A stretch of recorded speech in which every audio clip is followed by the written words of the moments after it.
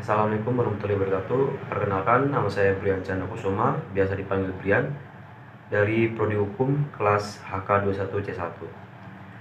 Pada kesempatan kali ini, saya akan sedikit menjabarkan poin-poin penting tentang asas-asas hukum pidana. Asas hukum secara harfiah berarti dasarnya dasar hukum, yang berarti asas hukum adalah sesuatu yang sangat mendasar dari dasar hukum itu sendiri. Oleh sebab itu, asas hukum bukanlah hukum positif, melainkan sesuatu yang terkandung atau berada di belakang hukum positif. Simpulan pengertian asas hukum. Asas hukum merupakan norma dasar yang tidak bisa dipisahkan dari kehidupan masyarakat. Asas hukum adalah sebagai tolak ukur dan pedoman dalam berperilaku. Asas hukum direalisasikan ke dalam peraturan hukum konkret dan putusan pengadilan. Asas hukum bukanlah peraturan hukum konkret. Selanjutnya, ciri-ciri asas hukum bersifat abstrak. Hal ini karena asas hukum pada umumnya merupakan latar belakang dari peraturan hukum konkret atau apa yang terkandung dalam peraturan hukum konkret. Bersifat umum, asas hukum tidak hanya diterapkan pada suatu peristiwa konkret, tidak memiliki hierarki. Terkadang ada pertentangan antara satu asas dan asas lain. Bersifat dinamis, asas hukum tidak bisa terlepas dari konteks kemasyarakatan sehingga dapat disesuaikan dengan perkembangan zaman. Beberapa asas hukum. Yang pertama, actori incumbit probatio. Asas ini dikenal dalam pembuktian hukum perdata yang maknanya siapa yang menggugat, dialah yang wajib membuktikannya. Asas ini secara eksplisit diatur dalam pasal 1865 KUH Perdata. Yang kedua, actor subitur forum rei. Secara harfiah, postulat ini berarti gugatan diajukan di tempat tinggal tergugat. Postulat ini dipakai dalam hukum acara perdata, namun postulat ini tidak mutlak digunakan karena para pihak bisa memilih di mana sengketa dapat diselesaikan sesuai dengan kesepakatan. Yang ketiga, ubi societas ibi ius. Suatu adagium yang berarti di mana ada masyarakat, di situ ada hukum. Yang keempat, actus de niminim fexit injuriam. Asas ini berarti tidak seorang pun dapat dipertanggungjawabkan atas kerugian akibat kecelakaan yang tidak dapat dihindari. Yang kelima, culpe pena per esto. Postulat ini berarti hukuman harus timpal dengan kejahatannya. Keenam, unus testis nalus testis. Asas ini berarti satu saksi, bukan saksi yang berarti keterangan saksi, yang berdiri sendiri tidak memiliki kekuatan pembuktian.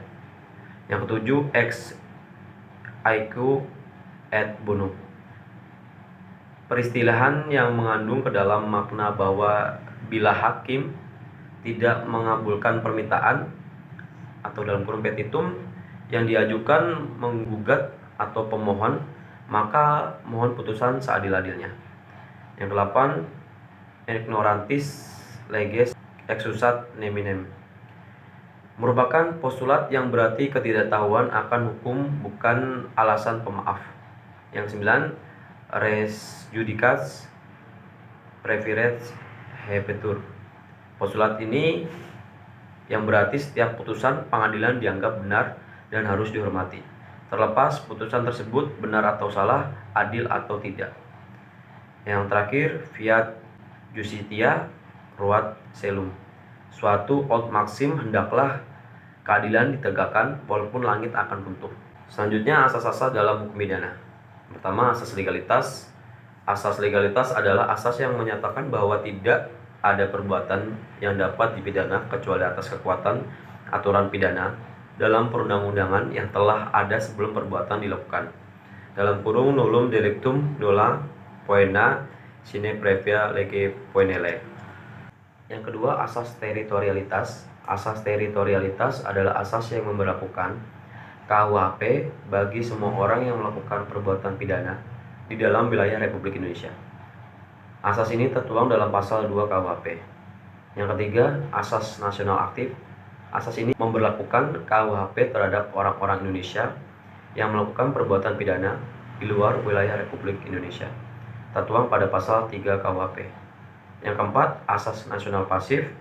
Asas ini memberlakukan KUHP terhadap siapapun juga baik WNI maupun WNA yang melakukan perbuatan pidana di luar wilayah Indonesia, tertuang pada pasal 4 KUHP.